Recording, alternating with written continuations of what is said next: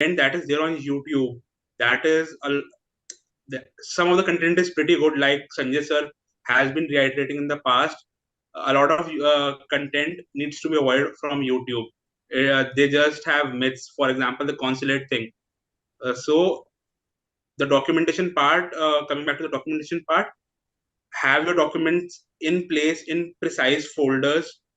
For example, a CA certificate, then backing of the CA certificate. For example, the savings of you, your sponsor, then the FDs, the investments, the immovable properties. So everything in a sequence needs to be there. That's the main funda.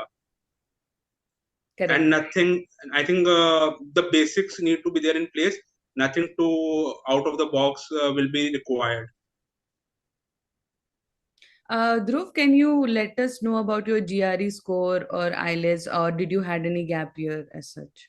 Okay. So I was exempted from GRE IELTS because the university had conducted a interview, and based upon my profile and the work that I carried, all these exams were exempted for me. Okay. So you got admission just based on the university entrance exam score? Yes, that Okay. was one, and the recommendation that I had a recommendation from one of my partners in PwC. Oh, Hmm. so you had a corporate advantage, is it? Yes. Great, great. So, any suggestions for people going for visa interview right now? What would you like to tell them? You know, as you mentioned that the consulate thing was a myth. What Hmm. other myths have you experienced? Like we have already discussed about it, but Hmm. just because you have experienced it just now, right now, right? Hmm. So, what are the other things you want to say to everyone who will be appearing for visa interview? Hmm. So, first and foremost, confidence is the key. If you're saying something which you're not sure about, be confident. I think confidence is what they look at. They'll not ask for your documents. Trust me, in one out of thousand cases, they'll ask for your documents. And when they ask for your documents, at that time, it's more or less the game is over. So focus on your answers. Be confident about what you are saying. Uh, your financial numbers should be on your tips. You should not be pondering what was there in my CA certificate. For example, if the officer is asking who is sponsoring you, your father is sponsoring, but what is his annual income? You need to know the numbers on your tips, and that too in dollars. That is recommended. Another thing, another myth: don't give too much information. That is, a lot of people say jitna bhi hai sab bata do. Don't give extra info to the officer. Give that much info which is required and which is requested by the officer. Don't give extra info. A lot of people, for example, give their passport, I-20, DS-160 appointment confirmation. No, the officer only requests for your I-20 and your passport, nothing else. So don't give extra info, extra documents voluntarily. That is an important part. Okay. Anything else, Dhruv? Anything, any last note for all the participants? Yes. Finally, I'll say do a thorough research about the university that you're going to. That is very important. Research a little about your professors who will be there teaching you. Maybe what all qualifications do they possess? Have they won any accreditations to their name, any laurels to the name? That can be asked by the officer. I had observed a lot of interviews while I was giving mine. I was standing in the queue and observing a lot of people. So what people were doing was they were giving too much info. They were saying big words like robotics, artificial intelligence. The officer just did one thing. He googled. He asked a couple of questions around these technical words, and the person who was giving the interview could not answer, and straight away it was a rejection. So it is highly recommended not to use extravagant words, fancy English. That is not required. Just be simple, and you will be able to clear your interview. Confident and simple. That is it. Oh, thank you so much. One last question from my side. Hmm. So I know this process is very stressful. So what all you did to manage your stress? Okay. As by stress, I can remember the interview day itself. My interview was at around 9:15. I had entered the consulate around 9, and I was literally talking to all the people around me, and it was not making me nervous. A lot of people were saying, "I have this, I have prepared this, that, I have all these documents," and I was like, "It is perfectly fine. I know my preparation is solid, and I don't need to listen to other people." It was just that I was not even rememorizing, recapitulating my answers. I was that confident. So the mantra would be prepare well. You'll not get nervous. If you'll get nervous, the officer can easily figure out from your expressions, your gestures. If you'll be making hand gestures in front of the officer, that's a red flag. You need to be confident enough, and it should show through your body language. So there's no point of getting nervous. It's the D-Day. I think a lot of people have gone through their CA exams, or if not CA exams, class 12 board exams. That is also a game of confidence only. So confidence is the key. Well said. Thank you so much, Dhruv. Thank you so much for sharing your experiences and congratulations on getting your visa approved. Wishing you a great journey ahead. Thank you. Thank you so much, Mansi. Thank you. Okay, we'll move forward to the topic. We'll invite Sanjay Kaushik sir now. So hi sir, hi, welcome to the session. Hi, Mansi, how are you doing? I was listening to the conversation of Dhruv. Very Yeah. interesting, right? I'm sure a lot of people would get a lot of confidence listening to him saying that, you know, how easy and the simple the process is actually, which I've been saying for years together. Anyway, but that's good. Congratulations, Dhruv. Wonderful. I Thank would you. Thank say you so much, Dhruv sir. is one of the success stories for Zolve and you, sir. Okay, wonderful. I'm so happy. Yeah. Thank you Okay. so much, sir. Have been going through all your videos, all the webinars that have taken place over the past few months, and pretty helpful. The all the insights that you've given, and the confidence booster was you busting all the myths that are there in the market, all the YouTube videos which are floating around. I think you addressing them in your sessions has been a very big confidence booster for I think all of us. Well, that's I'm really happy, you know, because Dhruv, the fact is that, you know, that's the fact. That's a reality, you know, and I keep Hmm. telling everyone that please don't stress. If you know your journey, if you understand where are you going and where are you starting from, it's the easiest thing to go and project yourself over there, you know. Hmm. And I keep telling everyone, like, you know, अगर मैं तुमको डराऊंगा नहीं तो मैं तुमसे पैसे कैसे निकालूंगा, right?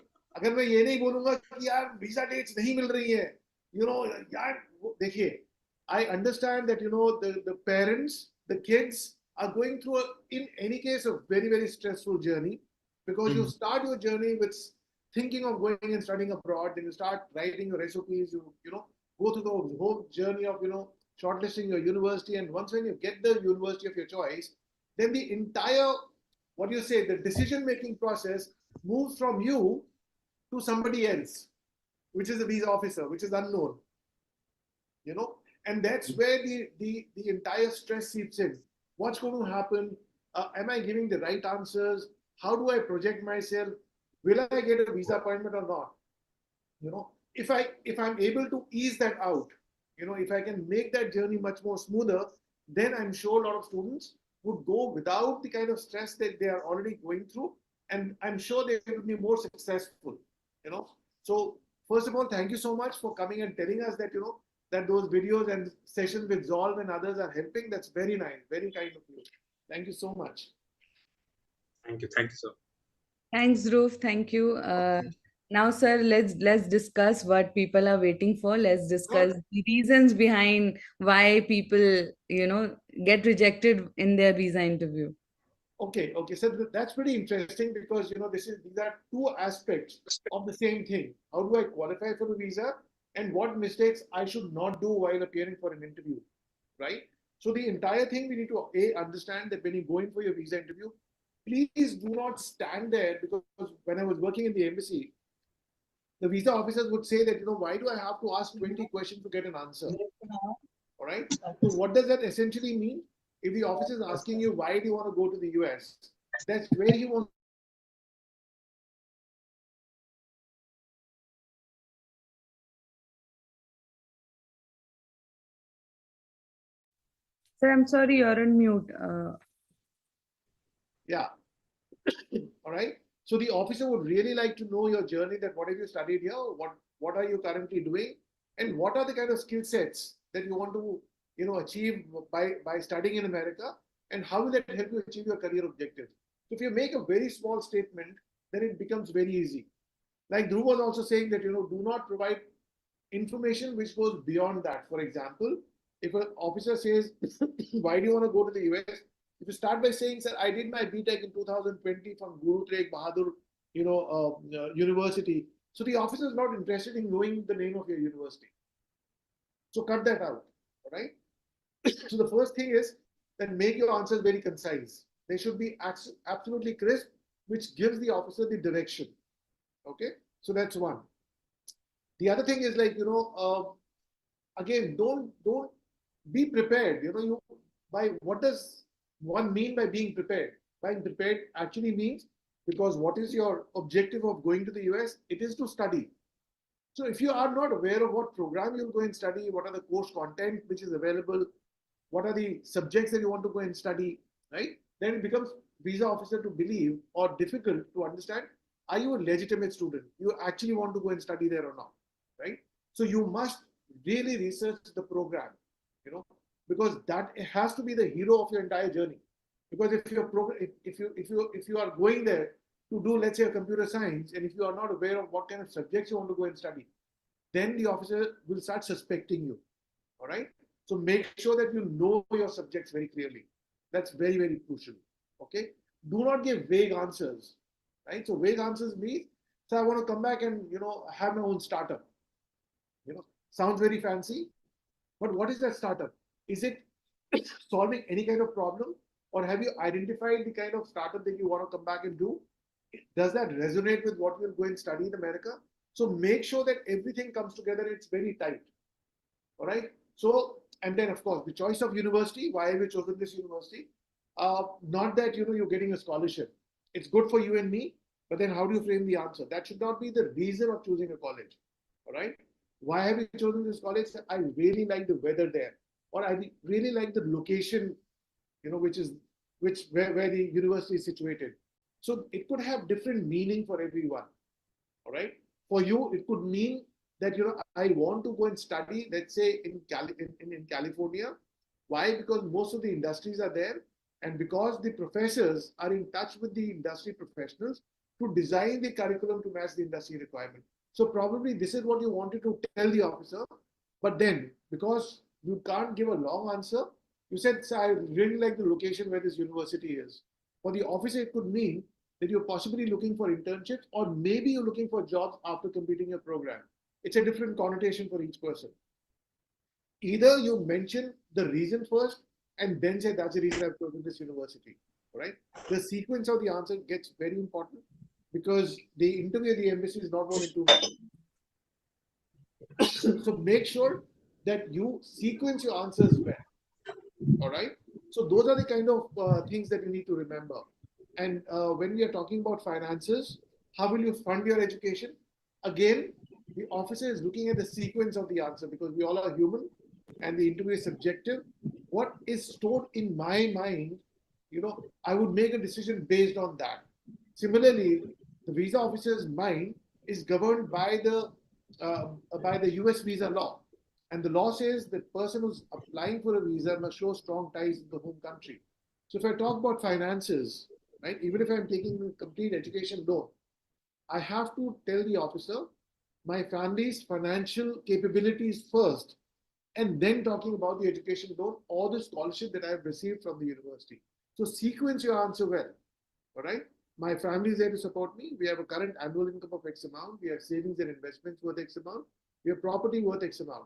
So these three things, remember, you can round off the numbers. It doesn't have to be a specific number saying that, my family has an income of 20 lakh, 40,333 rupees. No, You can simply say that, we have an income of about 21 lakhs. Okay. Or you could project that into a dollar amount and then give that number, right? So whatever is convenient, but have those numbers with you. I call that as a measurable answer, right? So how do I measure it? I can go and say that my parents have enough money to support me. We are capable. But what does that actually mean? Your enough, my enough, and visa officers enough could be different, right? But if I say that my income is 25 lakhs, we can measure it. So give a measurable answer where the officer can actually ascertain your financial strength and your capabilities, right? So those are the key points that one should remember, Mansi. Okay. Great, sir. So yeah, we'll take questions from everyone and answer. You can answer them, sir. Sure. Wonderful. So before that, what are your suggestions on the slot booking? We have witnessed that few slots were open in the previous week. So what are your projection? Like when the embassy will release slots in a big number? Great. Now, so if you look at our previous webinars and the information that we've been giving, saying that the slots would get available, and they've already started making it available, right? So even about 2 days ago, they had a very large number of sachets which opened up for students. Though it started off late at night, let's say about 11:30, which went off till about 4 o'clock. Yeah? And there were hundreds and thousands of slots, right? And then the very next day also, it went trickle down during the day. There were slots available, and like I said, also in my previous conversations, that the slots again now would start being released by the embassy. So the next one, I guess, would be around the 20th, and then repeatedly they'll keep releasing them. This is just the beginning. Hundreds and thousands of students have already gotten their appointments. Those who are getting now, I'll tell you, Mansi, the interesting part. The interesting part is, up until the slots were not available, students were stressed out saying that, I'm not able to get a slot. Yeah. Now, when they've got a slot, they're saying, sir, my friend got an early slot, I got a later slot. That's the story of life, Okay. And the other one says, sir, I have booked a slot in Chennai, whereas I'm from Delhi. All right. So what do I do? Well, they can go back and reschedule it, and a person can actually reschedule it twice without paying anything extra. So if you booked an appointment which is like at 2 different locations, and if you're okay with that, that's fine. If not, then try and consolidate those back-to-back appointments and try and do it in your consul district. Applying for your visa in your consul district is really important. All right. Thank you, Mansi. We can go on to the next one, I guess. There's one very interesting instance that I would like to share. So in the first webinar, you have mentioned that, embassy will start releasing the slots in the mid of May. So we have extracted that part and made it as a YouTube short. And there were comments in the mid of the May started coming. Ki, sir has said ki, slots will be released. Why the slots are not released? And after 1 or 2 days, the slot got released. That's what, because the thing is, we all have to understand that the American embassy, right? They understand the students are already going through that stress, right? And they're also planning, like I said, they understand the number of students going every year, right? It's not that they're not aware. They are aware. And how the numbers have increased over a period of time. They're also increasing on the capabilities and the capacities, right? And then they would plan it accordingly. There's a planning which goes in. So it's the middle. If you're talking about now, it's what? It's the 17th or the 18th, and if you talk about the 16th, they started releasing the appointments. So that's exactly the middle, So I say, Kevin, मैं Sanjay Baba बन गया right? So once again, the students should not stress out. I'm sure they would be releasing more slots and repeatedly. So please don't worry. Thanks. Definitely. Now we'll take questions from all the students, and those questions will be addressed by Sir. I just have one request that we have already done 4 sessions, and let's not repeat the same questions. You can always go back to those webinars. Those are freely available on our Zol's YouTube channel. You can go on the live section and get access to all those webinars. So yeah, please try to ask specific questions. Questions the answer to which are not easily available on Google, because Right. Google is always there and you can always go back to Google and check check out for an answer. But if you have an expert here, make sure you make most of out of it and you ask specific question. You can put your question in the chat box and I will take it one by one. I think by now everyone knows the drill, how it works, right? Yeah, before going into that, I would like to talk a little bit about Zolve credit card. So Zolve, the most unique thing about Zolve is that we give credit card without an SSN, which is a social security number. So when you go to the US and apply for any credit card, you will need a social security number, and this you can get only when you have a full time job. So in F1 visa, you are not allowed to work outside campus. You can only work for on campus jobs. So with Zolve, you can apply for this credit card or bank account even before you move to US, and this will be delivered at your home. And once you land in the US, you can simply go to the Zolve app and activate the card. The card limit, as you can see, is $5,000.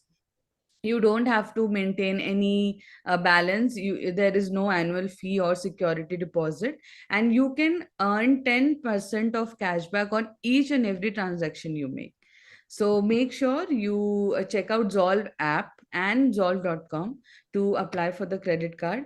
While you will see that you will be waitlisted for credit card, you can always go back and apply for a bank account right now. You will get a US bank account where you don't have to maintain any balance again, and there is no annual fee, and the application is so smooth that it will literally take you 2 minutes to fill the application, right? And you have to make sure before going to a different land your finances are sorted. You can go to this link to check out Zolve, and there is a beautiful WhatsApp group that we have, the limit to which is almost full. We have almost around 1000 participants in that WhatsApp group. So they there all the discussion happens about slots, about any particular query on DS 160 or visa interview, etc. Students discuss among themselves, and you can always join our WhatsApp group and always check out the link. Okay, we'll move ahead. We'll take questions. Oh, we have, sir, 60 questions already. All right, fantastic. From where should I start? Taking the questions? Okay. I'll definitely take a second. Sure. No worries. Take your time. I guess So if you talk about the red flags, for a visa interview is like do not be vague, do not be very passive. Like don't be too over enthusiastic, or don't be just going there in a shell. Be very comfortable. Wear anything that you feel comfortable in. Not that you have to overly dress, right? Choose a university which matches your career objectives and the program that you really want to improve on your skill sets on. It is not a big deal if you have your own brother or your sibling in the US, because a lot of people get this thing saying that I have my brother who's studying, or my brother just graduated. Those are important things, but it is not a red flag for any officer. Trust me. I've seen siblings going and studying in the same university, different universities. One graduating, the other one going. So it's not a big deal because it's your journey. You need to understand your journey. So if you can understand and reflect that to the visa officer, it becomes easier. Yes, Mansi, ready with the questions? Yes, so Umesh is here. I believe he has a case. So why don't we directly listen the questions from him? Umesh, Sure. if you can unmute yourself or switch on your camera and explain the case with sir, I think Sure. we'll be able to, answer it in a better way. Sure. Good afternoon, sir. This is Umesh. Yeah, hi. Yeah, hi, sir. Like previously, I have done one of my masters in UK, like that is in MS in Civil and Structural Engineering. Okay. Okay, later on, I have decided to pursue my project management, and that got rejected. And I've applied in three different consulates as well, like one in London, one in Belfast, and the other one is in Vietnam. So I've thought like I've gave up on the US visas and the study and all the things. So I've got a job in Hyderabad. I'm working now, like as a civil engineer. So now I want to, for long term run, I have to settle my career, and I have decided to shift my career to research side so that it might be useful for me also. So, so recently ISRO have released a job notification that I should be the minimum criteria for this is MS in civil engineering. The whole modules, like I have only completed one module in UK, that is in structural engineering, and it is of like 5 to 6 modules in civil engineering, which is geotechnical engineering, transportation engineering, water resource engineering, construction management engineering, and all that stuff comes under this civil engineering. But I have only completed one module. To secure my to fulfill my dreams and goals, I have to get all the things to be done. So I have applied for MS in civil engineering in Texas A&M University, Kingsville campus. So I've got rejected on May 11th this month. Okay. Okay. So I'm worried about like how to answer my question to the visa officer. So All right. So let me ask you, like, you did your master's in UK. What did you yes, study sir. there? Like the structural engineering, so only the designing part. Okay. So when was it that you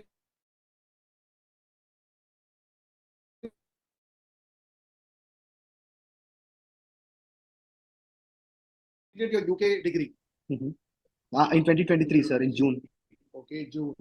First, I've thought like doing project management and get back to India so that there will be lots of opportunities. So we take different high packages.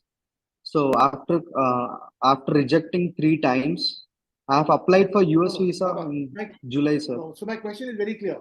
So when was the first time you applied for your US visa for masters? Which year? 2023, sir. Last year itself. Okay. So as soon as you graduated from UK, you Yes, sir. applied for your MS. Yes, sir. You wanted Yes, to sir. do double masters, right? Yes, sir. Okay. So that was 23 in UK. Then you applied in UK twice. Yes, sir. In Vietnam once. Okay. Then you went to Vietnam. Yes, sir. When was your last interview, or when did you go to Vietnam? In October, sir. Last year, October. October 23? Yes, sir. Okay. And then you applied for your visa in India on May 11th. Yes, sir. That is for Texas A&M University, MS in civil engineering. Right, right. Civil. Okay. All right. So when you went for your last interview, Mhm. so Mhm. what were the questions asked and how did you answer those questions? If you can give me a little brief, then we can figure it out, or we'll try and figure it out. Yes, sir. They have asked me why you are stuck up at masters. Okay. Why another master's, that means, right? Yes, yes, sir. Ah. So what was your answer? Sir, like currently I'm working in this company, and I want for long term, I want to settle my career in research side. So the minimum eligibility criteria for this is to get a master's in civil engineering. So I have decided to pursue my master's and settle and after completing my master's, I'll be coming back to India and I'll be applying for research departments like research organizations. Okay. All right. So you started off by answer saying that I want to settle down in research. Yes, sir. All right. So, but that essentially would mean for the officer that a PhD would be a logical progression for you from there on. Maybe, sir, like I don't know exactly. Exactly. So you did not specify your career objectives. You left it very open. Maybe. That if you hear the conversation that I just had, I said the officer is human and he has his own data, right? Every human has their own data, and then they Yes, sir. would make a reflection on what you're saying, and then they would have a judgment, right? So the Okay, sir. officer is really confused.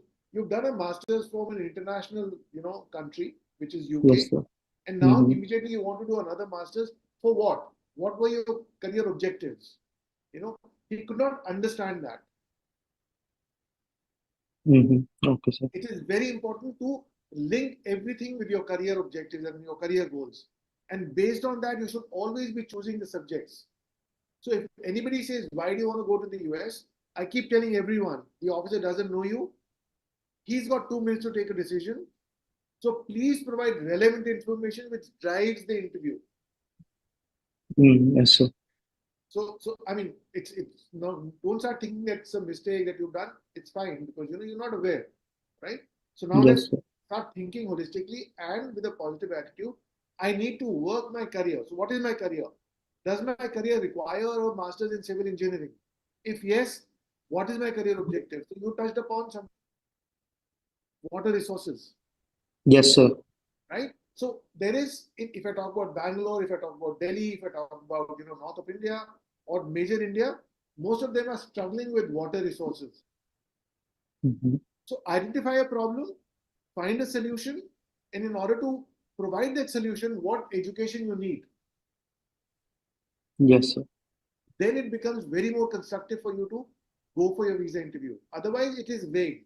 That's what I keep telling you about. Don't just go with a vague answer. Have a very concrete information with you saying this is what I want. And your first answer drives the entire interview. Yes, sir. The moment I said like I want to shift my career to for like working in private sector and public sector and all the things, I want to shift my career to research side. So that's the true. That's If we look at the word shift, Mhm. right? What is the shift meaning for you? What does shift mean for you? For you, it meant that this is my career, and if I want to take on my career at a different level, I need to do a master's in civil engineering, right? Yes, sir. For me, that my last education or my experience is a waste. Mhm. This is what it should mean, right? Okay, sir. So Okay, don't be vague, specific. Okay, all right. okay, sir. Yeah. So Mansi, like what we can do is, because I understand his questions and his concerns are Umesh's concerns are pretty big. I would take a full session for this. Right? So now you've understood I mean, your choice of college, your choice of program, Yes, your sir. career goals. How do you connect with your last education, your work experience, and your new masters? It has to collaborate. It has to give you a little a combination to reach your objective. Not that you want to leave that apart. If you do Okay, that, it's a disaster. It's a recipe for a visa disaster. okay, sir. Okay, all right. Okay. So I, Thank you. with your smile, I can understand you've understood the mistakes that you made. Yes, sir. Yes, sir. Okay, I've so got no it. worries. Be in touch with Mansi. We'll be more than happy to take it forward and also guide you through that. Okay, Sure, sir. Thank you very much for it. thanks. But think about your career first. Okay, Thank you, thanks. sir. So Thank you yes, so much, Umesh, for sharing your case. For more such cases, you can directly connect with Sanjay sir. I will share all the details with you, and I'll also float a form where people who are interested in taking such sessions, they can directly connect with sir by yeah. paying a Okay. very small fee. Yeah, yeah. Okay, ma'am. Sure, ma'am. Thank you. All the best. Okay, then we'll start taking questions from the chat box now, sir. Yeah, sure. Okay. Hi, sir. Guys, I'll request everyone to please be on mute. I'll take all the questions, but from the chat box.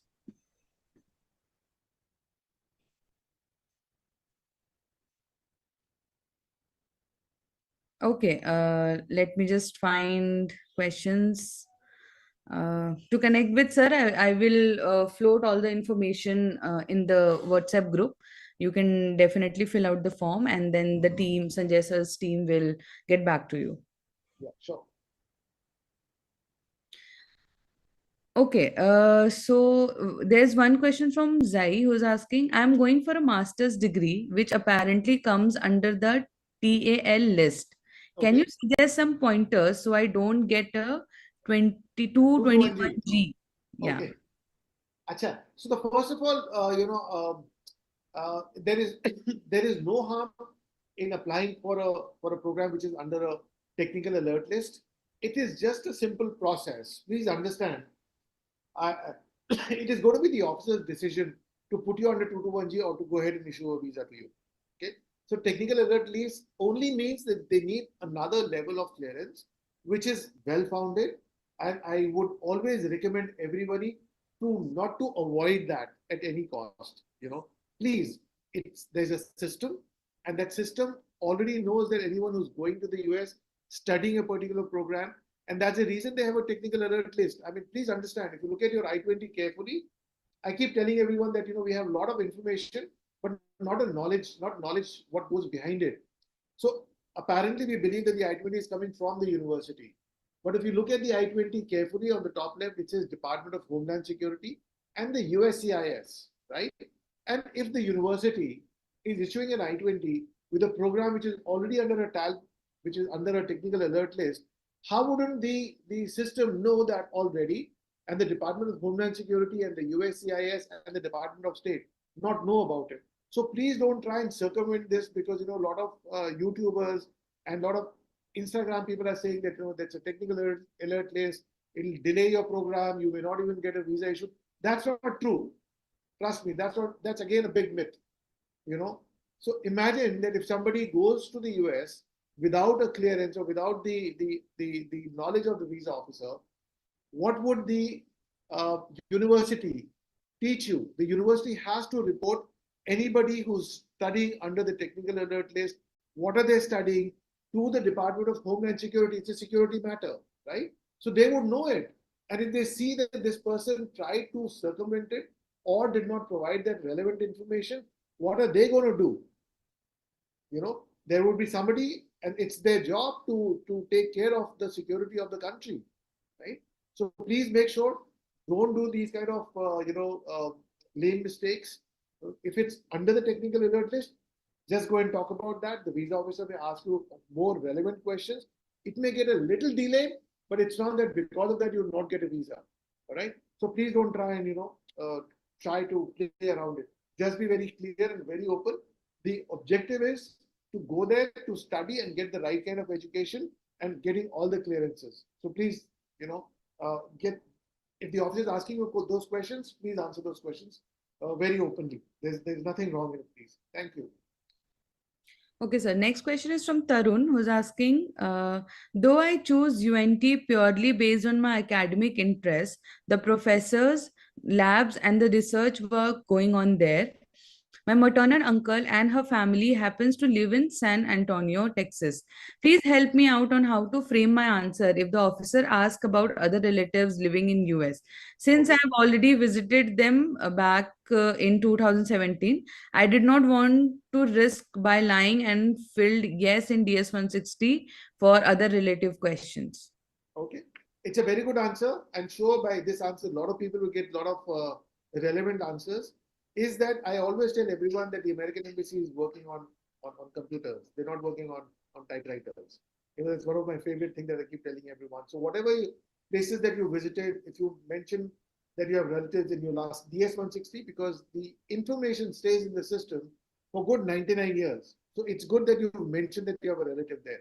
Now, you also correctly mentioned that you have chosen UNT because you really like the program.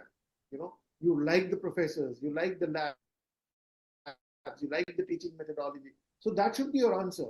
Saying that, based on my requirement, I did my research, I looked at various colleges, however, I like this program because of these reasons, and it absolutely resonates with what I want to do in my career once I return back.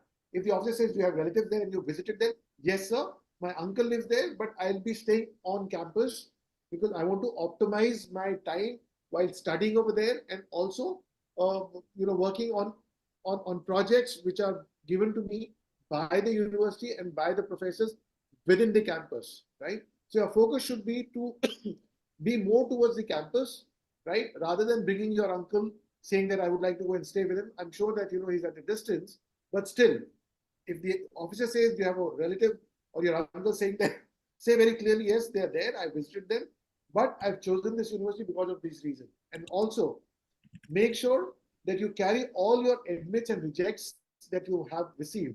If you haven't, then take a printout of all of those. And if you received a scholarship from any other university apart from the UNT, it would be a highlight for you to mention that. Even though that one of the universities offering me a scholarship, I've still chosen this particular college based on their course content, their curriculum, the teaching methodology, and the professors. So stick to that, and I'm sure it's not going to be an issue at all for you. Thank you. Right, sir. Next question will be someone is asking, actually, I still did not sign and submit the DS 160, but with application ID, I booked my visa appointment. Is there any complications in that? Okay, no, not at all. As long as you go and submit the same application, because the DS 160 is valid for 30 days before you submit it. And the new regulation says that if you have made any mistake on your DS 160, and if you want to carry another one, you have to carry both the old DS 160 and the new DS 160. So if you have not signed and submit that, but if you've taken a visa appointment, that's fine. But make sure that you sign and submit that before within the 30 days before your DS 160 expires. Thank you. So I have just floated a form where people who are interested in taking Sanjay Sir services can simply fill the form, and then Sanjay Sir's team will get back to you. Sure.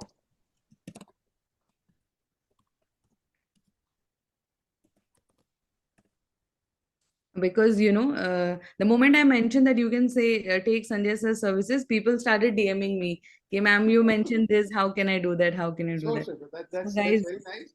yeah, I'd be more than happy to assist as many students as possible, because I understand the last part is the visa, and then your journey to the US. And I'm sure all of us over here wishing you all the best for your journey. We'll be more than happy to assist you. Sure. Tell me any other questions. Wow. yes sir, we'll take 3-4 more questions and then we'll Sure. wrap the session. So Sure. this question is from Nikhil, who's asking, what if they told a student you sound scripted, especially when a person is non-traditional student, still have to change something in case in the next time if they ask what's change? Okay. Okay. So two things here. So whenever you start preparing for your visa interview, do not treat this as an interview. Treat this as a conversation, right?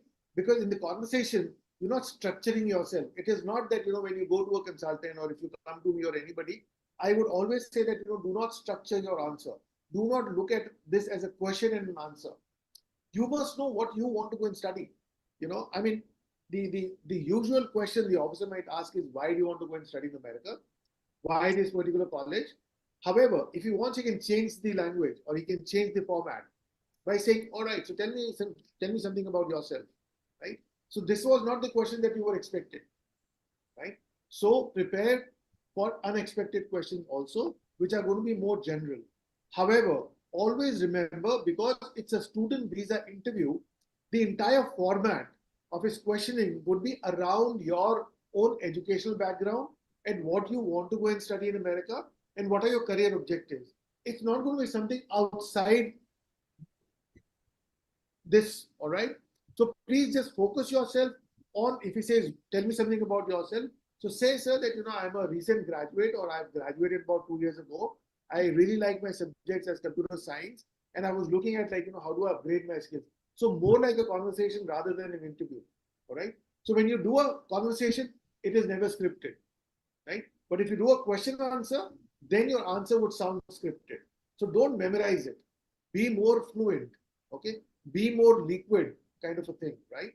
In case, if unfortunately, if somebody's visas gets refused, if he's going for the next time, largely nothing would have changed in your profile, right? However, when you're going for your visa interview, do not start talking about saying, sir, I could not convince you. I was nervous. I, could not give the right kind of answers. Those are like ridiculous for the officer to listen. All right. If the officer says, why was your visa refused last time? That's your chance and opportunity to give him your strong points. All right. For example, why was the visa refused?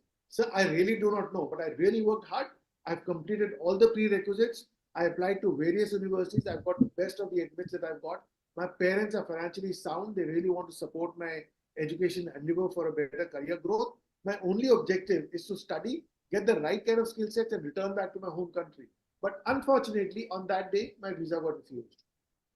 And if they say, okay, so what changes have you brought in today? So there are no fundamental changes. However, this time I'm carrying additional financial papers, property papers, or additional admits and rejects that I've got to show strong ties to my home country and my intentions to go and study in the US. Right? So again, addressing two things: a reason to go and study there, and strong ties to my home country. Right? Each time when we frame an answer, it should always show the intent to study in America and then reason to come back in a very subtle manner. Okay, which should always resonate with your career objectives. Not that I really like my parents, my parents are here, I want to come back because I'm the only child. Those are not the answers. Because you're going and studying over there, you're spending time, money, energy. So your whole objective should be to return back to your home country for a better career growth. In addition to this, I've got my family here. All right. So that should be your objective. Thank you. Yes, Mansi. Yeah. Sir, do visa officer ask questions like, what will happen if I don't approve your visa today? All right. So this is a very interesting question. I have a very interesting answer for that. All right. Now it is something like, what if I don't issue a visa to you? It means that the officer is possibly taking a permission from you, kind of, right? So now also understand that each visa officer is also evaluated by a senior office, right? So which means that he's not able to make a decision, right? So that would go against him. They will never do that. They will not never take a permission from you. Say, what if I refuse a visa to you, right? Okay, but in let's say you want to have an answer for that. So if the officer says, what if I refuse a visa to you? Your answer would be, sir, I would respect your decision, but I've really worked hard. And if you tell me what is missing, I would love to, bring that once I come for my interview next time. Okay. So don't leave it there. Don't try and convince him. No, sir, please look at my documents. No, sir, I'm a very good student. No. Say, I respect your decision. If you tell me what is missing, I would bring that next time when I come in for my interview. Be confident, okay? Thank you. Okay. Next question is from Atharva, who is asking, I have filled an US phone number in my DS 160 as I work with an American company for American clients from India. My office doesn't have an Indian phone number. Will that look suspicious? Okay. So what I understand from your question is on your DS 160, when they were asking you about your employment details and the contact number, and you mentioned the US number, that's okay. In your personal number, you should mention your India number. I guess that's what you've done. Thanks. Yeah. So next question is from Arun, who's asking, I was refused in my first interview. Is it okay to add my dependent son while applying for DS 160 for the refusal slot? I mean, only if you want to take your son along with you. I mean, it's okay. There's nothing negative, but you need to have an answer for that. Like, last time when you applied for your visa, you were not taking your dependent. Why are you taking your dependent now? So you should have a very concrete answer for that. But if you want to add your dependent, that's okay. There's nothing negative in it. Thanks. So next question is, Sujali is asking, sir, I have done my MBA in marketing, and after working for last 2 years related to supply chain, and now I want to pursue MS in supply chain in US. How can I convince visa officer when asked about my second masters? Okay. So like I was talking to the gentleman in the beginning who wanted to go a double masters. So you must know what are the subjects which are the differentiator from your last MBA and your current MBA, right? And then you can always talk about the core subjects and the electives. So choose your electives very carefully, which again would complement towards your career goals and your career objective. Let's say that at a supervisor's level, and you're looking at a vice president level, or you're looking at a project leader, or you're looking at higher positions. What are the skill set that would require apart from only your core subject? So key your career objectives first, and then look at the core subject because you want to specialize in that particular area. And then, of course, what are the electives? So make a combination of these two and differentiate with what you've studied here, how the industry has grown in the past couple of years, right? And why there is a requirement for you to choose these subjects for better career growth. If you can differentiate these things and in combination, don't say I'm shifting, have a complement from your last education, which complements your work, and then how will this education again help you achieve your better career growth? So keep that in mind, that clear line for yourself. Okay, sure. Thank you. So next question is from Sudarshan, who's asking, I have taken 50 lakh loan and I have 50 lakh in my bank account. No sponsor. I have two questions. One, I have filled self in person paying for trip in DS 160. Second question, in I-20 amount shown as personal funding by university instead of loan. Any negative effect on my visa application due to Not at these all. two questions? If you have the funds in your own account, you could always say that, all these funds were cumulatively sent into my account so that I could keep a track of my expenses while I'm in the US. And because we were in the process of collecting those finances, my education loan was already approved, right? So I'd send that for my I-20, and the I-20, because the education loan is also, issued in my name. So that's the reason it says self over there, So that's nothing. I mean, there's nothing to worry about, because a lot of students, they would collect all the money and keep in their account, and they would mention it self. But during the interview, make sure that you're also bringing in documents or conversations around your parents as well, right? To show your social ties and the financial ties of your family into India. All right. You can say, how will you fund yourself, sir?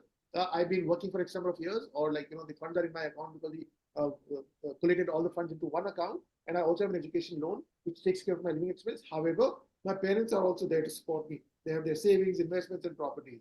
So end your answer like that. Always bring in your family and their financial strength as well. Thanks. Thank you, sir. Next question is from Anurag, who's asking, I got rejected by 5 colleges and got admission in RIT New York. I have been working for 5 years as a Java Spring Boot developer, and now I want to learn Gen AI and I want to have a startup of my own back in India. I see AI solving a lot of problems in healthcare, agriculture, etc. At present, I don't have a very clear picture of what startup it is going to be. Are there any red flags you can point out? Okay, so the first thing is, the red flag is that you must know that what kind of a startup you want to do. Read about what's happening in India. If you want to talk about health startup, if you want to talk about agriculture, you know, bring all those in. Just don't go with a vague idea that this is what I want to do. I always profess and keep telling everyone that please have a very clear idea of what you want to do. Healthcare in India is getting bigger. You can talk about how you could also create an app which would also talk about preventive aspect of the health rather than the curative aspect, because prevention is always better. Say that I want to come back and work with NGOs and also make people aware of how to prevent falling ill, or any kind of a spread that you want to address, right? Talk about those kind of things, right? Because once you give a very clear idea, and if you find a problem and a solution, your visa issuance gets very, very easy, because then the officer understands that you understand where is this going, what do you want to do once you come back. Okay, so talk about those healthcare issues, or you can talk about waterborne issues. What are the preventions that people can do while using your app? Okay, so make sure that you know what you want to go and tell. You must have a clear storyline for yourself. Thank you. So, one more university related question. Okay. So, Neetu is asking, I have applied to 10 universities, but I received only one admit. I think Okay. this is a very common question students are worried about. Right. If the visa officer asks about this, how should I respond? Does the embassy have this data? I applied for PhD and masters, but I only got one master's admit. Should I mention this?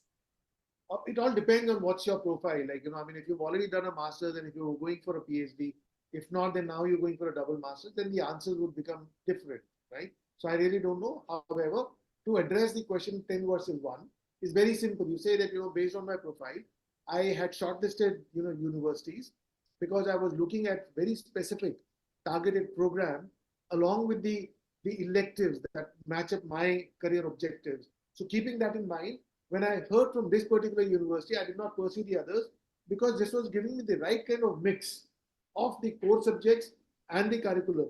And especially this professor, because I've been following this professor and his research, because this is what I've been doing here. And his work has really, really influenced my work here. It'll be a great privilege for me to go and study in the US under Professor so and so, right? So again, link it with what you have been doing, how that has impacted your own understanding of your subject here, while the professor in the US has been giving you those kind of insights through his papers or through his journals or through his, what do you say, information on the internet, right? You can make a combination of these answers. Thank you. Cool. Rudra is asking, should we book flights before visa? Well, that's entirely your choice. I do not recommend that because I always say that, once you have your visa in hand, only then you start doing all these things. It does not impact the visa officer's decision if you have already made any travel plans. It does not. So it's your personal choice. However, I would say get your visa first and then move on to the next step of getting your tickets. Thanks. Yeah, sir, good question. I think so many students are facing such problems, and Zol really want to be a part of every student's journey. So, we are providing more such services in Zol's platform, like visa webinars that you guys are already attending, and we have been getting great responses. We have just shared a success story, right, of Dhruv. Other than that, we will also have slot alerts, right? On the Zolve app. So you can, we are launching this soon, and you can definitely go to download the Zolve app and check out for the visa slot alerts. We are also giving out visa folders to students so that they can organize their documents better. They don't have to look like start searching for the documents when the visa officer asks for any particular thing. So in the visa folder, they have small markers. They can put the inserts, and that is printed, right? So if suppose if you want a college admission letter, so that will be printed, and you can simply insert this in the particular section, and that way you will be able to pull out the documents sooner, and the visa officer, I am sure, will get impressed by you. Secondly, we have personalized services with experts like Sanjay Kaushik sir. This For which you can simply fill the form and let us know if you're interested, and the Sanjay sir's team will get back to you. We also have self-assessment test to ensure that you are prepared for the visa interview. You can check all of this in Zolve app, which we are launching soon. The services we are launching soon, the app is already there in the Play Store. Apart from that, I would like to mention, once your visa is approved, right? So you have to remember that your journey to the US have just started, and then you'll need to book your flights, arrange your accommodation, get your finances sorted, get US SIM card, and you will need everything in India itself. So again, I'll request everyone to check out Zol and apply for a SIM card right now. And once your visa is approved, you can definitely apply for a credit card and a checking account, US checking account from the Zol app itself, so that you are all set and all ready to start your journey in a different country. Okay. We'll take, sir, two more questions we'll take. Okay. All right. Cool. Uh, I have to figure out a different question that we have not answered in the previous webinars. Okay, Arjun Nair is asking, does one's university play a significant role in having better chances for acceptance? I am an incoming student at Columbia University, so will it provide me an advantage during the visa interview?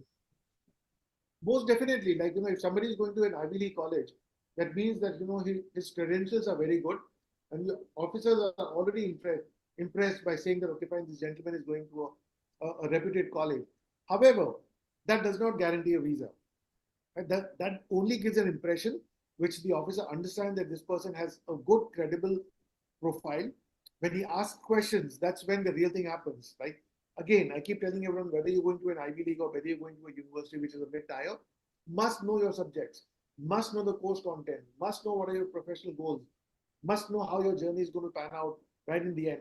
So yes, getting into an Ivy college, getting into a Columbia or a Yale or a Harvard is definitely a big achievement, but you must know what your journey is. Thank you. Okay. Sir, Dev is asking, students with a B1 visa history who applied in 2023 are unable to see or book F1 visa slots in 2024. Around 500 plus students facing the same issue. We cannot see any slot available even during the two bulk openings, May 4th and 16th. What do you suggest, sir? Wow, that's a very, very good question because, we are also facing a similar problem and you really, really nailed it. Anyone who had applied for a B1 or had a B1 issued, right? Those people are not able to look at the visa slots, unfortunately. For what reason, I don't know. We are also working very hard with the VFS office. We're writing to them directly and every day. We're also trying to meet them up to find a solution. But I guess there's some kind of a problem in their system where they're picking up the probably the passport number, the name and the date of birth and the UID number when it's matching up and it's not allowing them to move forward. So I would recommend and suggest for your assistance also in case if you do find a solution, please share it with Zolve.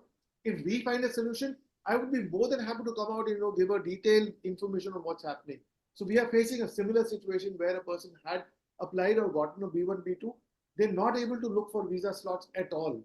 So I guess they have a major glitch, and I'm sure they're also working. Like even if you look at their system yesterday, it was down for maintenance for almost good 2 hours. I guess they're trying to remove that glitch.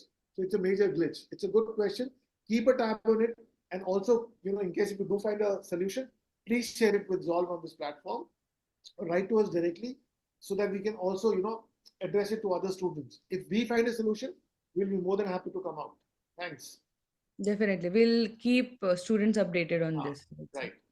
Okay, we'll take one last question, which is from Yash, who's asking, my father is retired professional and I'm showing my uncle as sponsor. What document should I carry? Okay, first of all, again, I keep telling this is the blanket answer for everyone. If your uncle is sponsoring, or if any other company is sponsoring, or if you're getting a scholarship, or if you're getting a 100% tuition waiver, or if you've taken an education loan, make sure that you carry documents of your family as well.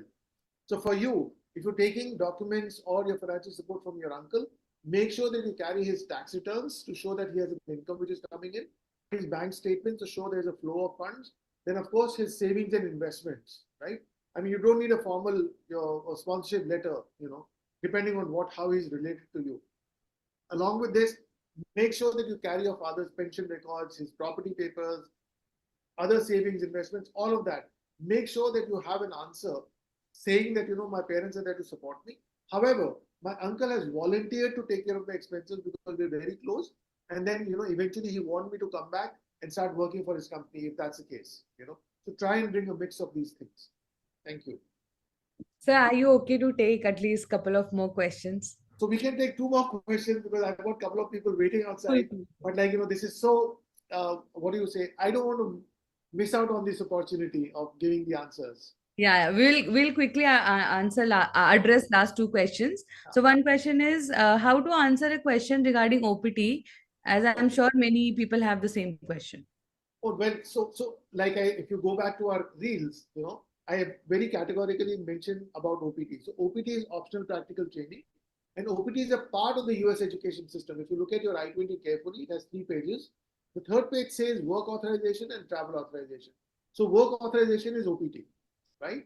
So when we say that, why do you want to go and study in America? Because it's very practically designed. I'll get a lot of hands-on experience. When it comes to OPT, a lot of people say, I will not do an OPT. That's a wrong answer. Because OPT is an integral part of the US education system, which allows every international student to implement what is learned in the classroom in the real world. All right? It's the practical exposure that you get, right?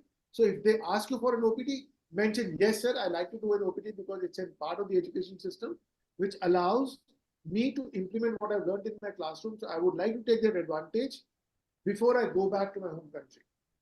So if you look at my answers, I always wrap it up by saying I'll come back. Great, sir. So last question and we'll end this session. Please. So last question is, when will the embassy release their next slots? Yeah. I believe that, they have been announcing 20th. So I believe on the 20th, but I would say today being a weekend, today being a Saturday, look out for the appointments tonight. I'm sure they'll be releasing appointments tonight as well.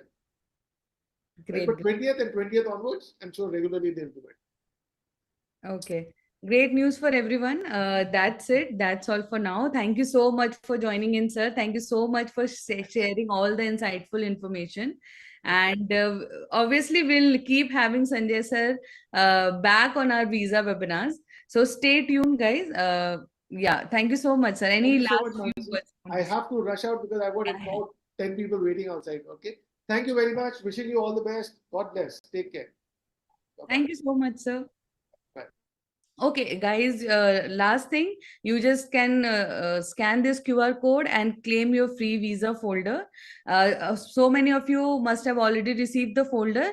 And for the people who have already filled the form and not received the folder, they will receive it soon, because we have dispatched in bulk, and the next bulk will be dispatched soon. And for all the students who are attending this webinar for the first time, they can scan this QR code, fill the form, and claim your free visa folder. We have so many videos available on our YouTube channel. You can always subscribe to Zolve YouTube channel, and you can get insights on everything related to your journey from India to US. We are coming up with a very interesting session. We are coming up with a very interesting series for our webinar. So stay tuned, and we'll see you next Saturday. Thank you so much for joining in. Make sure you be a part of our WhatsApp group so we stay connected. Thank Keep, you. uh, we keep sharing information with you. Thank Thank you you. so much. Thank you. Bye bye. Manshi, I think sir is. I think everybody's asking how to contact Sanjay sir. So can you float the form? Hmm. So I've already floated the form in the chat box. I will again float the same form in our WhatsApp group, so you will have a better access. Uh, Oh, I think most of you are part of the WhatsApp group. I will definitely do that. Okay. all right. Thank you. Also, the recording of this session will be available on our platform soon. Yeah. So do sign up for Zolve and do download the app so that you can access the recordings, you can access previous recordings, plus the upcoming webinars, plus the upcoming services which Manshi had mentioned. Thanks, Kopal, for sharing that. Okay. So see you guys next Saturday. Bye bye. Thanks.